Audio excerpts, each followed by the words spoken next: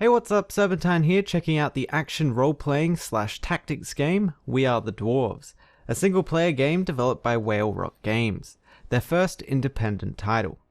After mining out the surface of their home planet, dwarven astronauts have been sent into the depths of the void to find potential resources to bring back home. Unfortunately for the 3 astronauts, their ship has run into an anomaly, leaving them stranded and separated. You have to reunite them all and find a way to get back to their ship and get it working again. Controlling one of the dwarves in the game is actually rather similar to controlling a character in a top-down MOBA like Dota 2 or League of Legends, with your abilities being tied to Q, W, E and R keys on your keyboard, and movement being click-based pathing. Unlike those other games though, your camera is locked to your dwarves, which can make scouting ahead a little bit difficult, especially when you gain control of more than one of the dwarves. As for the different dwarves you can play as, there are 3, each of them excelling at a certain type of gameplay, like Forcer focusing on powerful attacks with his shotgun that push enemies and himself back, optimally used for pushing enemies off cliffs. Smashfish that gets into the middle of a fight dealing large amounts of AoE damage while also tanking a lot of incoming damage. And finally Shadow that favours stealthing past enemies rather than facing them in direct combat. The game is divided into 2 chapters consisting of 9 levels each, the first chapter of which has you only controlling one dwarf for the majority of the time as they try to reunite with each other. It's probably for the best too, as the game is surprisingly difficult and it does take some time to get accustomed to some of the game's mechanics. All of the enemies that you'll encounter are extremely powerful, with even a small pack of 3 or so able to kill you within a couple of seconds, requiring you to pick your fights very carefully or just try to bypass them altogether. You are expected to die a lot before you eventually figure out how to defeat an encounter or solve one of the level's puzzles. Luckily, there are quite a lot of save points found around the level, usually after the encounter or puzzle, so you don't have to continually grind through the same puzzles to even have an attempt at another one. The difficulty of the game isn't necessarily skill-based, although it does play a part, but it's more puzzle-based as you try to figure out how to get enemies to fight each other, or how to sneak past a maze-like nest without waking anything lying in wait. If you do make a mistake, it will usually end in catastrophe and be unfixable, resulting in some really high-tense situations, hoping that nothing goes wrong.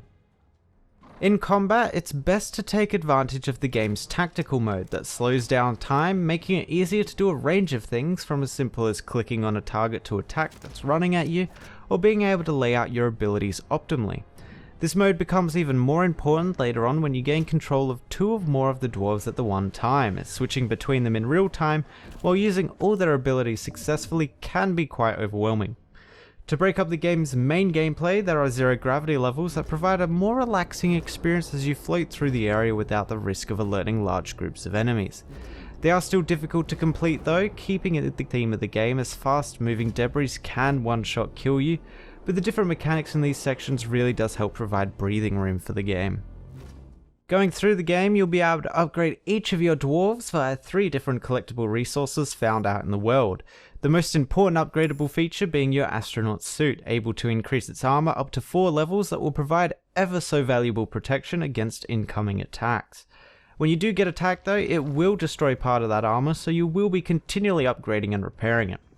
Other than that though, you can also use the rarer resources to unlock passive bonuses, although these aren't all that exciting, not actually visibly changing anything, so they all feel a little bit lackluster. As for the story, most of it is provided via the in-game codex that details things like enemies, environments and materials of the world, as well as some gameplay tips. Outside of that though, the main story is pretty basic, consisting of trying to reunite with your fellow dwarves, get to your ship, hopefully repair it, and then escape the void. Of the very few lines of dialogue in the game too, some of it is in broken English because of the non-English speaking developers, but nothing that isn't too hard to decipher. Altogether, We Are The Dwarves will provide even the most experienced tactical game players with a challenge requiring a great amount of patience to succeed. The difficulty isn't necessarily mechanics based, but rather puzzle based, requiring you to take full advantage of the environment around you. If you're looking for challenge in a tactics game, then We Are The Dwarves is definitely worth a look.